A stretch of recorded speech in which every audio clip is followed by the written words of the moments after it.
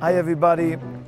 We know that right now we are on Wednesday night here in the Kotel in Jerusalem. The portion is the portion of Korach.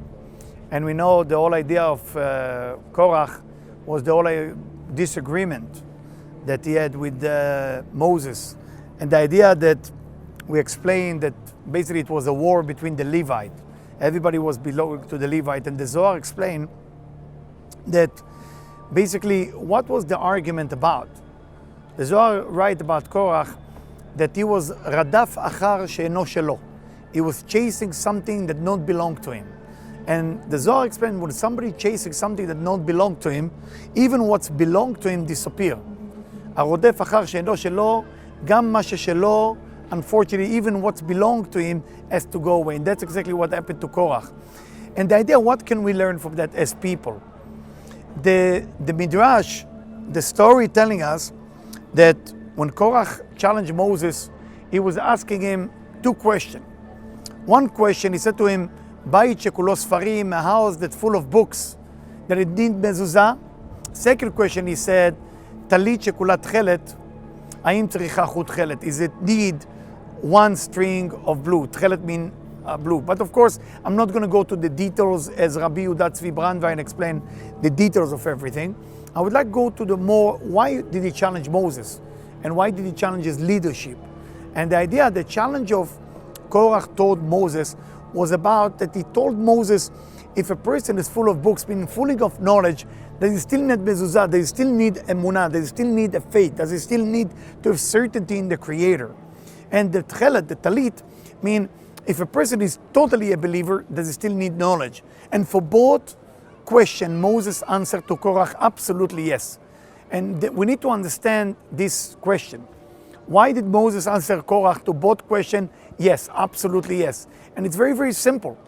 Because our spiritual knowledge, our Torah, the way we understand things, we need to understand there is two ways. One way called the emunah, the certainty, the belief system, and one way it's called the knowledge, the yeda. We need both ways. It cannot be just yeda, it cannot be just knowledge, and it cannot be just a belief. We need both ways. If a person just have a belief, one day he will not believe, so he's going to fall apart. If a person just have a knowledge, then as the Zohar in Tikkunah Zohar, right, he will become atar yavesh. Like Bereshit, the same letter as atar yavesh.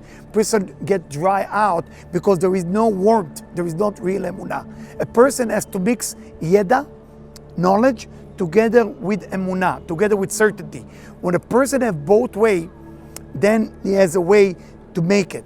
So when Korach challenged Moses, and he's telling him, Bayit shekulo sfarim, a house full of books, need a mezuzah, talit shekula tchelet, need still a string of tchelet, that was actually the challenge, to mix knowledge together with emunah. Now what can we learn from that as people, as simple people like us? What can we learn from that? Many times we get jealous. Why we get jealous? Where is the kin'ah? Where is the jealousy come from? Well, we see somebody has a better life.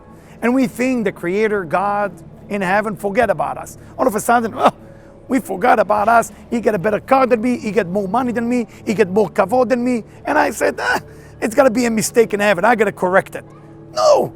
I mean, the Creator is everywhere. When we get jealous, it's not about getting jealous from another person. The punishment of jealousy is jealousy itself. If I'm finding myself get jealous from another person, it's not because jealousy from a manners point of view is bad. No, it's because at that moment I'm losing faith. I'm losing certainty in the Creator, in God. And a person has to make himself strong all the time to go back. I know that there is a reason for everything. I know that the pain I'm going through, for I do everything and I got nothing. This guy doing nothing and I got everything. There is cheshbon, there is calculation. There is exactly how it's supposed to go. Korach, I have to say, in the end, when the earth opened and Korach fell down, he says something beautiful, and that's why he did tshuva. It say that Moses is real, okay? The Torah is real. The Torah of Moses is real. Because he was capable to understand in the end of his life that everything that he was suspicious of was wrong. That he realized Moses didn't come up with that idea to become a leader or to make his brother the Kohen. It was everything, the system, how the Creator exactly wanted. What we want to get from it, especially this week, especially this Shabbat Korach, is to get into a place that we get along with each other. Because after Cain and Abel fight, what happened to Cain and Abel?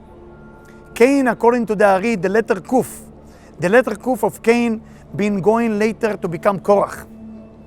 The letter A of Moses, according to Rabbi Isaac Luria, become the A from Abel into Moshe.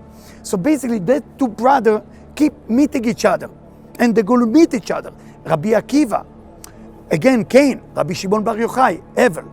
The Ari HaKadosh, Rabbi Isaac Luria, Evel. Rabbi Chaim Vital, Cain. It's going to come down from a point of Gilgulim, from a point of reincarnation, the same thing. But we got to find a way to get along with each other. Evel from the Evel Apeh, the way we speak. Okay? Cain is Yadayim, is how they work with the hand. We need to learn to get along with one another.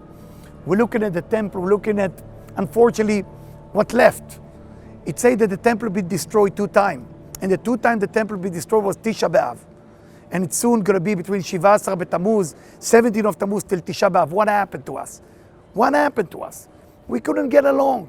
Why we couldn't get along? For all the right reason. Somebody hurt you, somebody stole from you. Well, we always have a reason. We all have a reason why to get jealous or to get upset. The Ari HaKadosh in Shara Gilgulim write like that. He write that there is 3 people that come back with you in a Gilgul, in a reincarnation.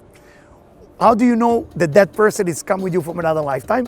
Either you love them for no reason, either you hate them for no reason, or either you get jealous of them. Kina, Sina, Ahava. And the idea, we are in Yerushalayim, Ir HaKodesh.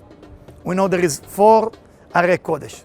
We have Yerushalayim, we have Hebron, we have Tzfat, we have Tveria. This is Arei HaKodesh. This is Yesod Shel Esh. The fire can be a fire of hatred or jealousy, or it could be a fire of love. We gotta work on ourselves to find the good in one another.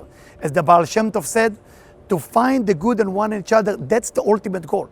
And when we cannot find the good in one another, that's when everything starts to fall apart. The Baal Shem Tov work on the heart of people, the Ari HaKadosh work on the brain of people. We need to get to a place that we see the good in one another. And it's very difficult sometimes when somebody hurting me to see the good in the other person. I want to wish all of you watching it just Shabbat Shalom.